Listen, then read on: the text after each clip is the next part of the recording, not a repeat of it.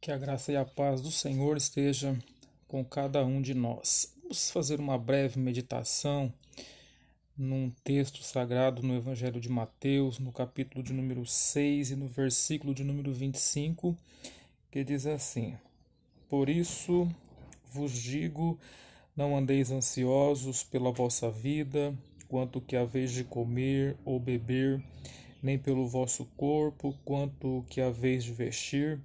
Não é a vida mais que o alimento e o corpo mais que as vestes? Versículo 26. Observai as aves do céu, não semeiam, não colhem, nem ajuntam em celeiros, contudo o vosso Pai Celeste as sustenta. Porventura não valeis vós muito mais do que as aves?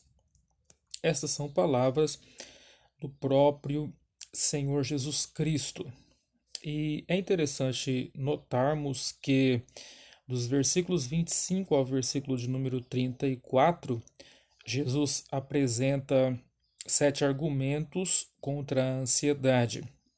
Quero me basear mais no versículo 26, e o versículo 26 ele trata do segundo argumento que Jesus aqui ele traz dentre os sete, dentre os sete acerca da ansiedade. Vincent, ele nos explica acerca desta expressão não andeis ansiosos ou não andeis cuidadosos. Ele diz que esse substantivo ele é um cognato derivado de uma palavra grega que é composta e que traduz por parte e dividir. E aí ele explica que esse termo era igualmente explicado como um cuidado dividido que distraía o coração do objetivo real da vida. Contudo, diz ele, esta acepção foi abandonada e a palavra foi incluída em um grupo que carrega a noção comum de séria consideração. Pode incluir os conceitos de preocupação, ansiedade, ou enfatizar estas duas, embora isso não ocorra necessariamente. Para explicar um pouco sobre o termo ansiedade, o doutor Arthur Scarpato, psicólogo clínico, ele define mais ou menos assim: a ansiedade é um estado emocional de apreensão, uma expectativa que algo ruim aconteça. Enquanto o medo tem o objetivo definitivo, a ansiedade é uma emoção difusa, voltada para o futuro. No estado de ansiedade, a mente cria vários pensamentos negativos e fantasia diversas cenas temidas. O estado de ansiedade é acompanhado por reações físicas desconfortáveis, diz o Dr. Arthur. Agora, Jesus ele diz aqui no versículo 26: Observai as aves dos céus, não semeiam, não colhem, nem ajuntam em celeiros, contudo, vosso Pai Celeste as sustenta. Porventura não valeis vós muito mais do que as aves? Veja que a apresentação das aves como argumentação contra a ansiedade não reside no fato de as aves não trabalharem para se alimentarem. Aliás, é dito que dentre as aves, o pardal, ou dentre os seres vivos, o pardal é o que mais trabalha para conseguir sua alimentação.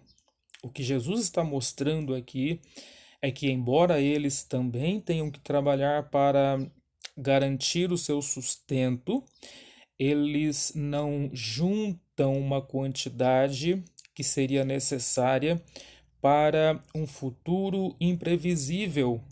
Entretanto, mesmo que eles não ajuntem uma quantidade que seja necessária para um futuro imprevisível, eles continuam vivendo, se alimentando a cada dia.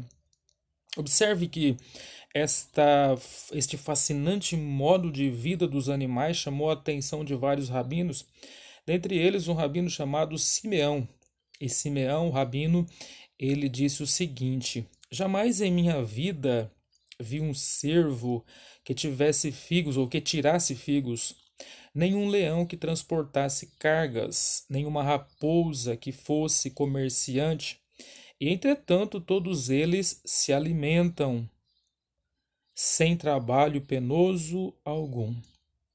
Se eles que foram criados para nos servir vivem sem preocupações, diz o Rabino, quanto mais eu, que fui criado para servir o meu Criador, deveria viver sem trabalhar em excesso por meu alimento. E ele conclui a sua frase dizendo assim: Mas eu corrompi minha vida e desse modo prejudiquei minha substância. Por isso que as preocupações, a ansiedade, porque nós corrompemos a nossa existência e isso afetou, prejudicou a nossa substância.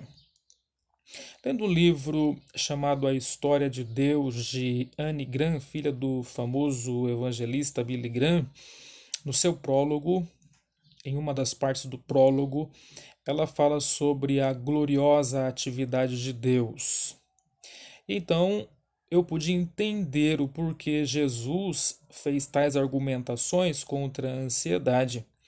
E eu quero trazê-las aqui para que você também possa entender por que é que Jesus ele nos deu estas recomendações. Então, ela diz que Deus ele é ativo de grandes maneiras ou de maneiras grandiosas. Ela diz assim: há 400 bilhões de estrelas na Via Láctea. O nosso Sol está a 150 trilhões de milhas do centro da nossa galáxia. Nossa galáxia é somente uma de um grupo de 30 galáxias. E a galáxia mais próxima da nossa é a grande nuvem Magalhãncia e está a 978 trilhões de milhas de distância. Os astrônomos calculam que há mais de 100 milhões de galáxias, e cada galáxia tem mais de 100 bilhões de estrelas. Cada uma destas centenas de bilhões de estrelas foi pessoalmente colocada no espaço pelo Criador, que não só sabe o número delas, como conhece cada uma por seu nome. O salmista, o Salmo 147, no versículo 4, ele diz: Conta o número das estrelas, chamando-as a todas pelos seus nomes. O autor da Epístola aos Hebreus, no capítulo 1, no versículo 3, ele diz que Deus sustenta todas as coisas pela palavra do seu poder. Se Deus ele é ativo em coisas grandiosas, se ele está atento a coisas grandiosas, não há por que nós nos preocuparmos, porque se ele está ativo em coisas grandiosas, ele está ativo também em relação à nossa vida. O Senhor Jesus ele diz: Não valeis vós muito mais do que as aves dos céus? Porém, Anne Graham ela diz também que Deus é ativo de pequeninas maneiras, e isso aqui eu achei muito interessante. Ela diz que a Terra é composta de elementos químicos e de matéria, moléculas e átomos. Isso inclui coisas que não podem ser vistas a olho nu. De fato, alguns centímetros quadrados de solo podem conter vários bilhões de organismos.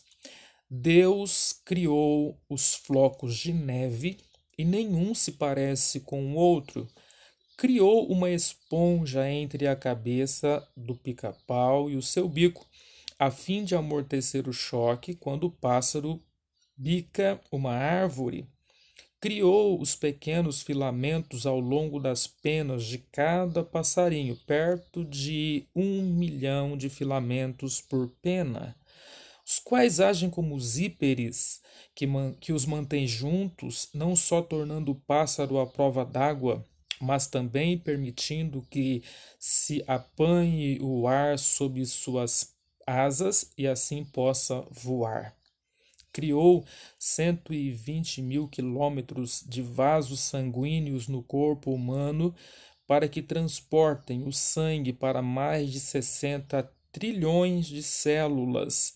Mais de 1 milhão de células são anticorpos brancos cada um dos quais está determinado a lutar contra uma espécie de germe ou vírus.